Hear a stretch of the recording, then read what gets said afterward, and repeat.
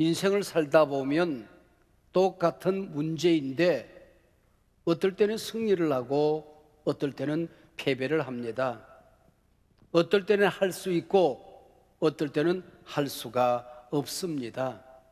여러분, 그 차이를 아는 것은 인생을 살아가는 우리의 지혜를 얻는 가운데 대단히 중요한 일이지요. 요단강을 가르고 가나안 땅에 들어간 이스라엘 백성들이 아이성이라고 하는 조그만한 성을 만났습니다. 7장에서는 보기 좋게 창피를 당하고 아주 혼쭐이 납니다. 근데 8장에 와서는 멋지게 승리를 하고 아이성을 완전히 정복하게 되는 것입니다. 7장 실패한 다음에 8장 승리하기 전에 하나님 앞에 해결해야 될 문제가 있었던 것이요. 그리고 하나님께서 여호수아와 이스라엘 백성들에게 찾아옵니다. 그리고 하시는 말씀이 다시 일어나라, 다시 도전해라, 다시 시작해보자 말씀하십니다. 이 하나님의 말씀을 듣는 게 굉장히 중요합니다. 그래서 오늘 설교 제목이 다시 일어나라, 다시 일어나라 입니다. 제가 만약에 여호수아서를 기록하는 성경의 저자였다고 한다면은 저는 6장에 여리고를 정복하는 그 멋진 승리를 기록한 다음에 7장에 실패를 쏙 빼고 8장에 아이성 싸움과의 그 멋진 승리를 기록해 놓고 싶습니다. 어차피 역사라고 하는 게 모든 것을 다 기록할 수는 없지 않겠습니까? 뺀다고 하더라도 문제될 게 없는 것이요. 그러나 성경은 아이성과의 싸움을 시도하고 처절하게 실패하는 이 장면을 생생하게 기록하고 있습니다. 하나님께서 이 실패를 통하여 오늘 우리에게 하시고 싶은 말씀이 있었던 거지요. 하나님께서는 우리가 한번 실패했다고 해서 우리를 버리시지 않는다고 하는 사실이지요. 우리 기독교가 다시의 종교, 다시 시작하고 다시 도전할 수 있는 종교라는 사실을 가르쳐 주기 위해서입니다. 하나님의 사람들이 성경에 보면, 기독교 역사를 살펴보면 수없이 실패를 합니다. 성경은 그 자리에서 그 인생들이 끝장났다고 말씀하고 있지 않습니다. 다시 시도하는 것입니다. 하나님께서는 다시 그들에게 기회를 허락해 주셨습니다. 요나서를 펼쳐보면 요나서 1장 1절에 여호와의 말씀이 아미떼 아들 요나에게 임하니라는 말씀으로 시작을 합니다. 요나는 불순종하지요. 불순종하여 도망가다가 물고기 뱃속에 들어가 죽을 고생을 합니다. 그리고 다시 살아났습니다. 3장 1절에 똑같은 말씀이 다시 요나에게 임하게 됩니다.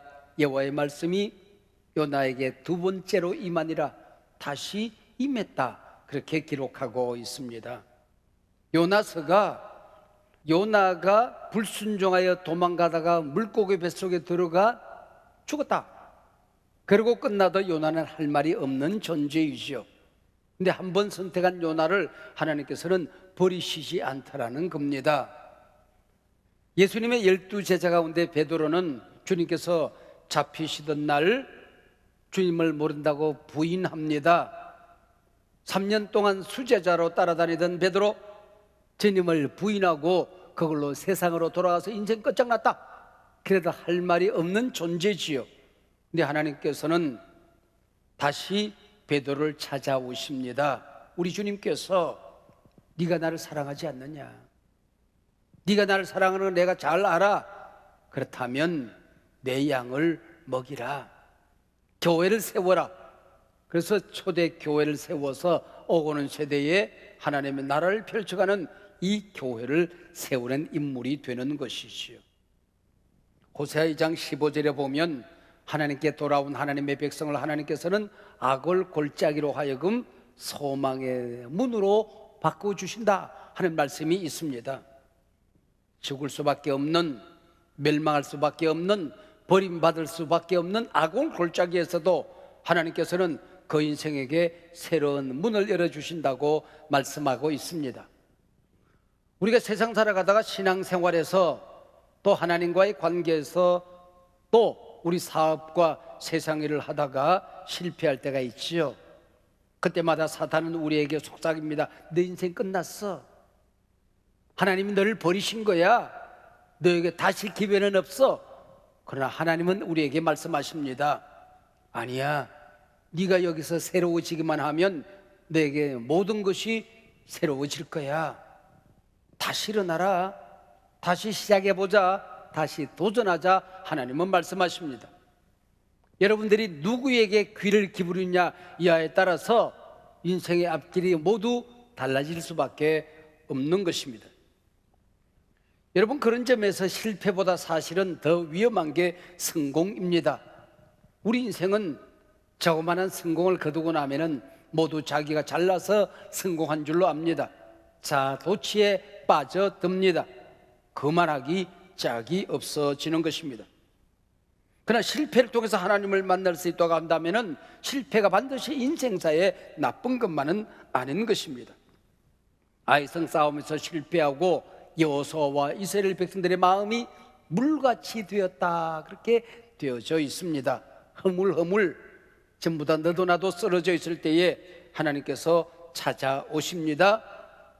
여호수아야, 너희들이 한 번 실패했다고 너희 영원한 실패한 것 아니야. 나는 너희를 한 번 실패했다고 너희를 싫어하지 않는다. 다시 일어나자 말씀하고 있는 것입니다.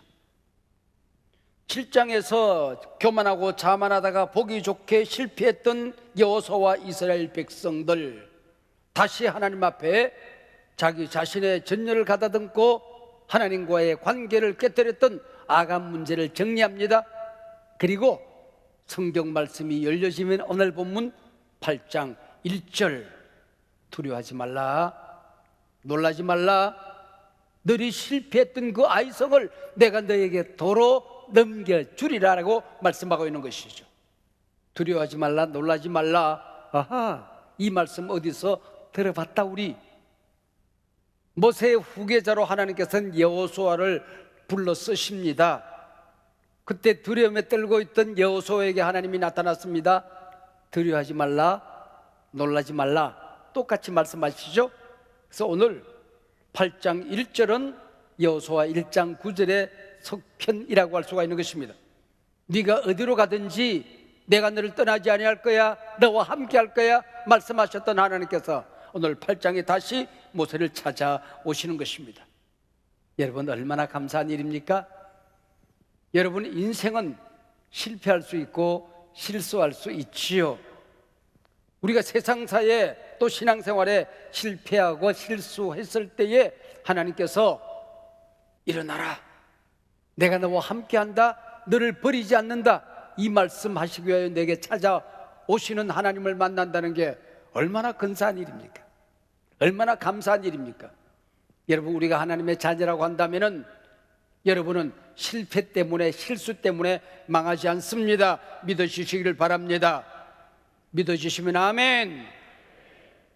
하나님께서는 우리가 실패한 그 자리에서 다시 일어나라 말씀하는 거지요. 인생을 붙들고 처절하게 싸워보신 분들이 계십니까? 그분들은 저와 함께 고백할 수 있는 게 있을 거예요. 내 인생, 내 계획대로 됩니까? 내 뜻대로 되던가요? 돌이켜보면 모든 것이 하나님의 은혜였습니다. 우리가 지금 누리는 조그마한 분복, 행복, 기쁨, 모든 삶의 환경, 하나님의 은혜 아니었습니까? 요단강을 건넜습니다. 여리고를 멋지게 정복했습니다. 이스라엘 백성들 눈에 뵈는 게 없었습니다. 아이성을 만났을 때에 한 주 먹거리도 안 된다고 생각을 했습니다. 그러다 망신살이 뻗쳤죠. 그러면서 이스라엘 백성들 뭘 깨달았을까요? 여러분이 한두 번 성공했다고 해서 거드름을 피우다가 처절하게 깨지고 깨닫는 게 뭐던가요? 아무리 작은 일이라도 하나님이 함께하지 않으면, 하나님이 도와주시지 않으면 이길 수 있는 게 별로 없다는 것을 우리는 알게 되는 것입니다. 우리 인생사에 아무리 어려운 문제를 만나도, 인생의 난제를 만나도, 엄청난 사건을 만나도 하나님이 함께 하시면, 하나님이 도와주시면, 하나님의 약속이 거기 있으면, 말씀대로 살아보면 능치 못함이 없느니라. 할렐루야. 이게 신앙이요, 이게 인생사이더라고 하는 거지요. 그런 점에서 실패는 인생의 스승이었습니다. 아이성 패배 앞에서 가장 낙심이 되어 있는 사람이 누구였을까요? 아마 여호수아였을 것입니다. 하나님께서 여호수아를 찾아오셨습니다. 얼마나 놀랐니? 또 한 걸음도 움직일 수 없지? 두려워?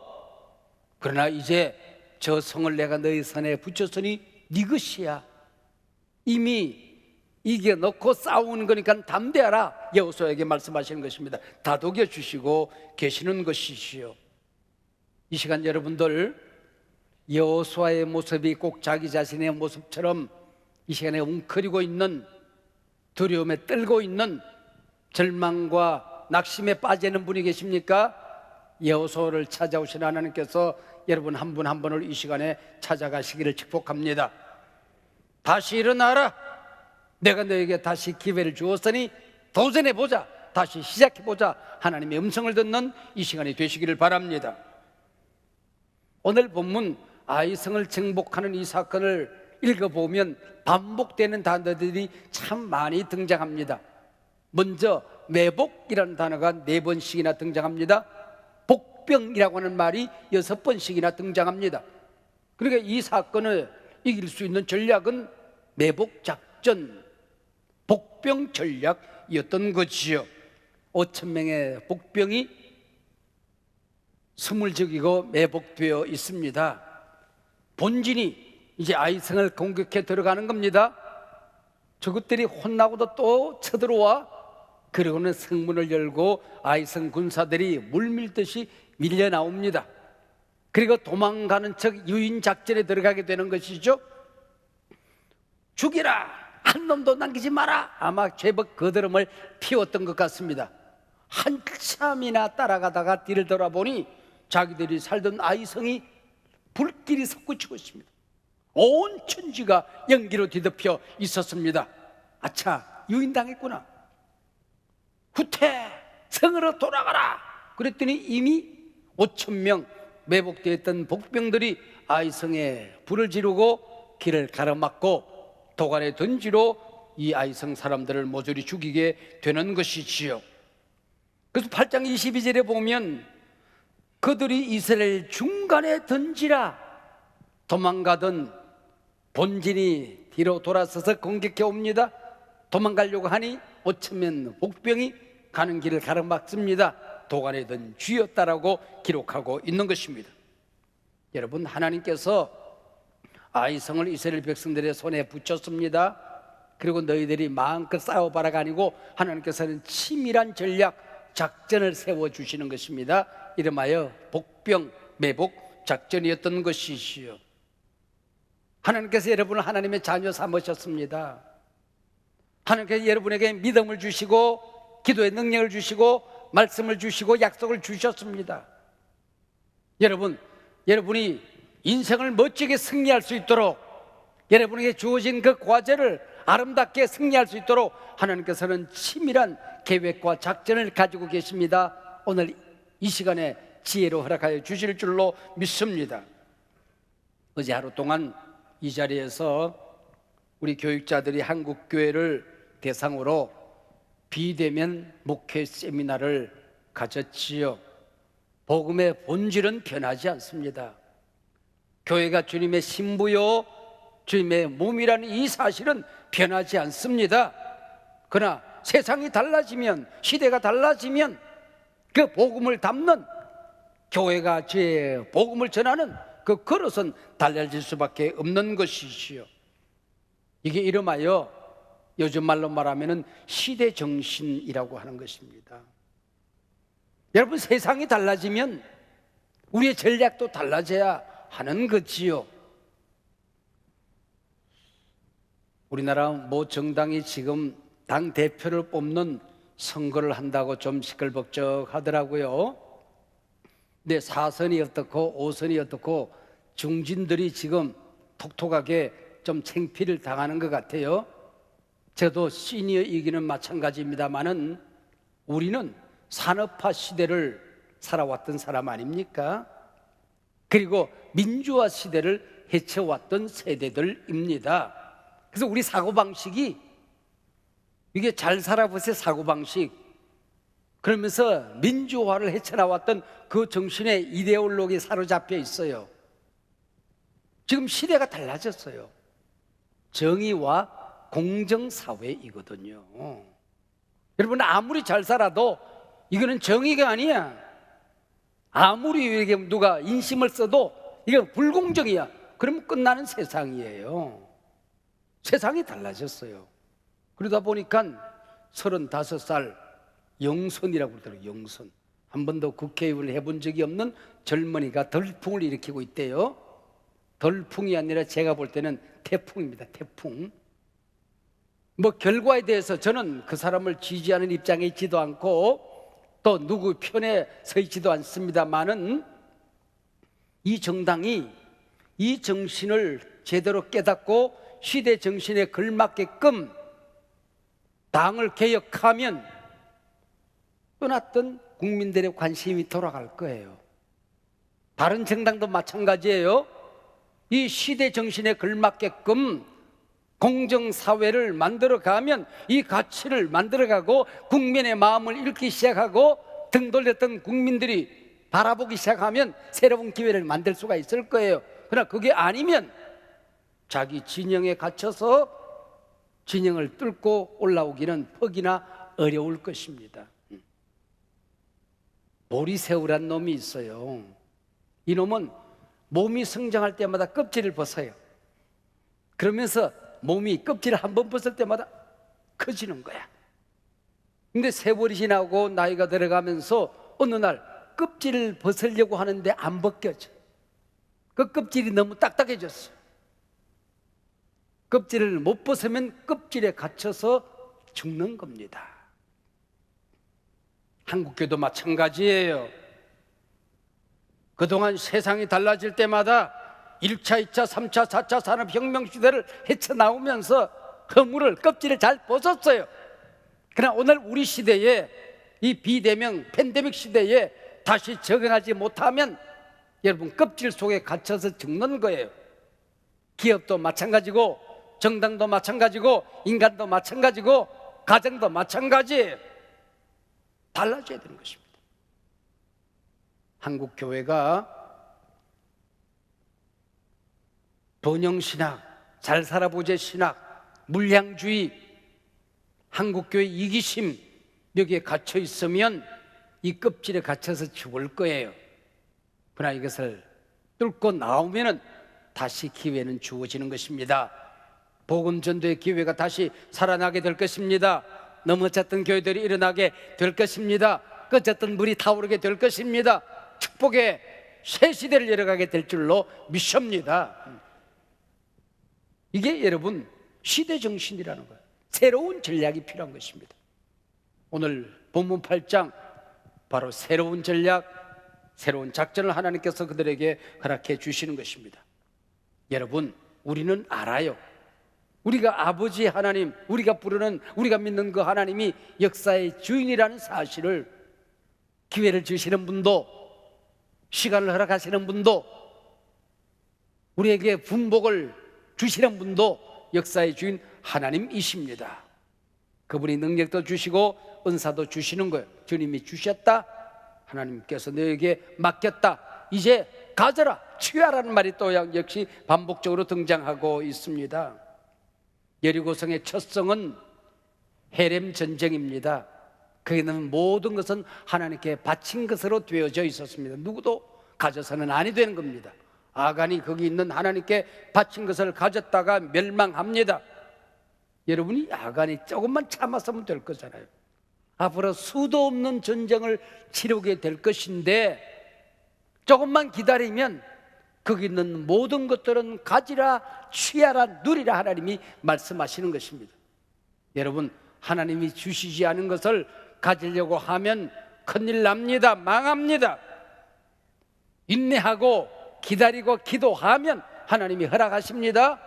내가 너희 손에 주었다, 맡겼다, 취하라, 가지라, 누리라, 하나님께서 우리에게 말씀해 주시는 것입니다. 우리가 흔히 입버릇처럼 하는 말이 있지 않습니까? 말씀보다 앞서지 말아라, 기도보다도 앞서지 말아라, 하나님보다도 앞서지 말아라.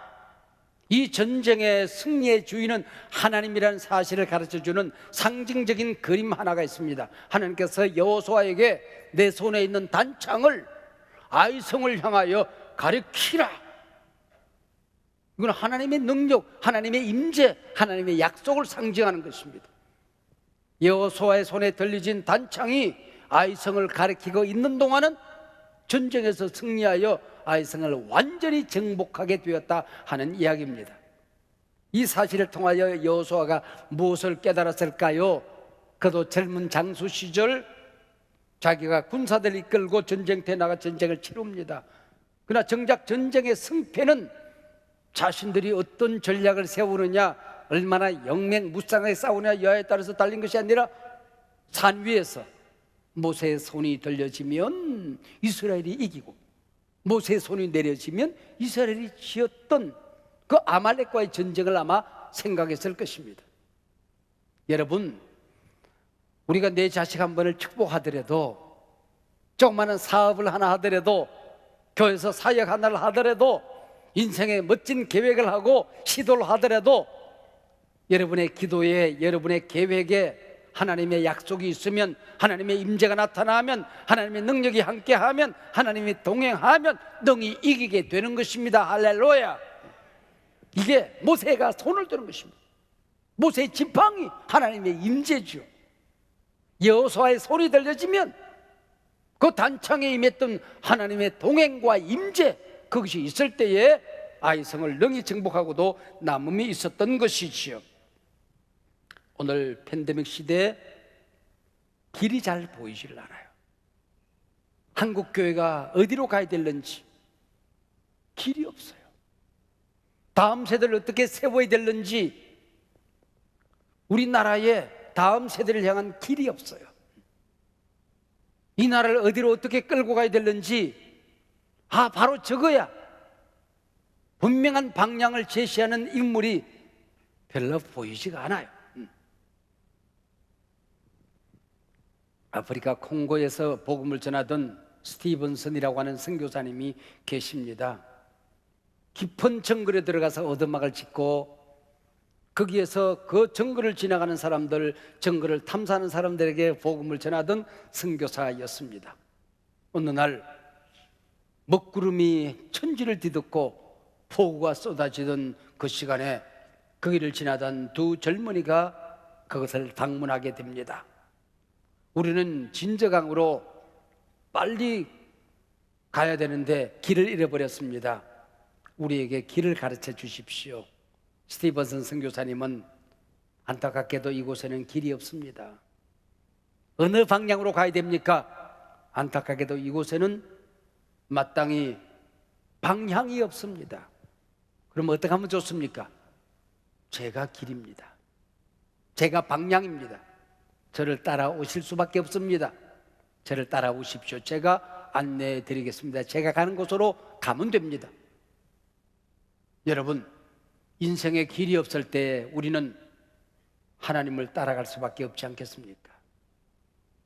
무엇을 어디서 어떻게 될지 알지 못하고 방향이 없을 때에 하나님이 우리의 방향이 되심을 우리는 잘 알지 않습니까? 이제는 여러분이 가야 할 길, 우리 한국교회가 가야 할 길, 이 나라가 가야 할 길, 팬데믹 시대에 인류가 가야 할 길, 하나님이 길이십니다. 할렐루야. 지금 막다른 골목이라고 실패 길목에 넘어져 있다고 한두 번 실패했다고 절망하고 좌절하지 마십시오.